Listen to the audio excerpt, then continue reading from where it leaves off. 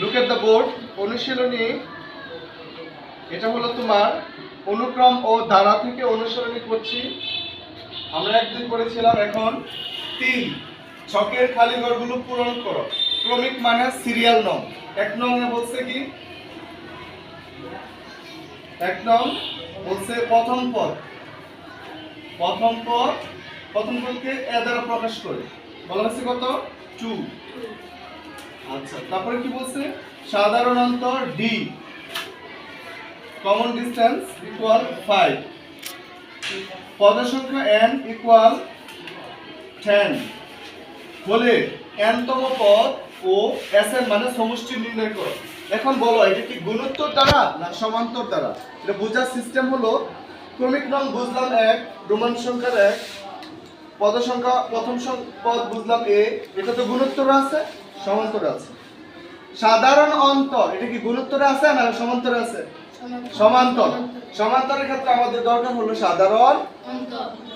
তাহলে বইয়ের এই কলমে সাধারণ অন্তর মানে সবগুলাই সাধারণ অন্তর, তাহলে এটা কি দ্বারা পড়ছে? সমান্তর অনুক্রম। তাই অনুশীলনীটা কোন এই তিনের এই যে কাজটা, এটা কিসের?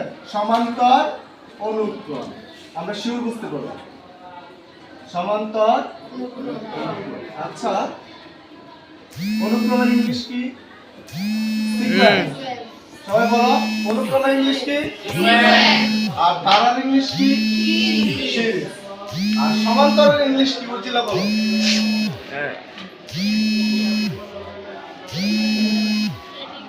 মরিয়ম বলো।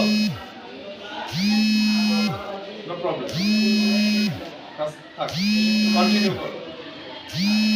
সমান্তর ইংলিশ হলো অ্যারিথমেটিক। সমান্তর ইংলিশ কি? অ্যারিথমেটিক। বসো বসো, হ্যাভ আ সিট। ওয়েল, তাহলে আমরা n তম পদ বের করব। বলছে কি n এর মান 10, আবার বলছে কি n তম পদ। তাহলে n তম পদ, সুতরাং n তম পদ। n তম পদের সূত্র জাকিয়া বলো, প্লিজ স্ট্যান্ড আপ।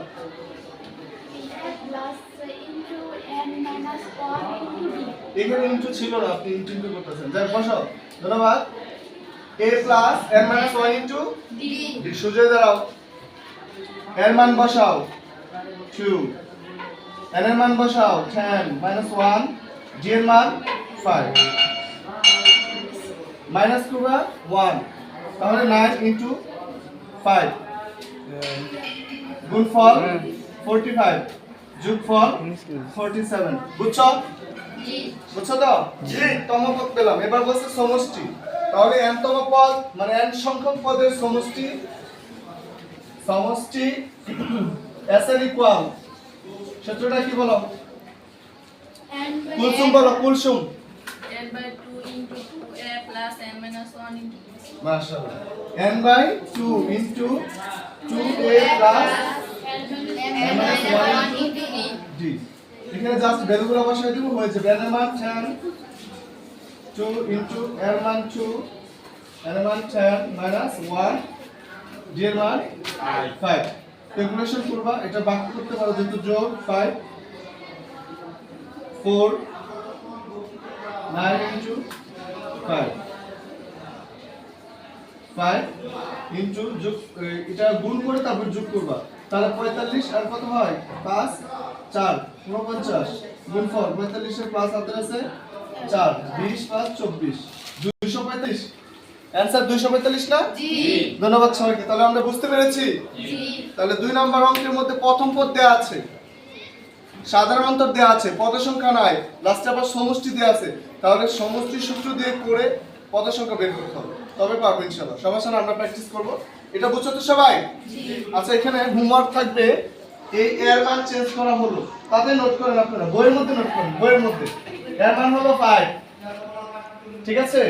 d এর মান হলো 7, n এর মান হলো 18। তাহলে কি একটা রেজাল্ট আসবে, দুইটা রেজাল্ট আমাকে জানাবা, পারবে না সবাই? জি। ধন্যবাদ সবাইকে মূল্যবান সময় দেওয়ার জন্য। Practice makes a man improve ইনশাআল্লাহ। ওকে, আল্লাহ হাফেজ।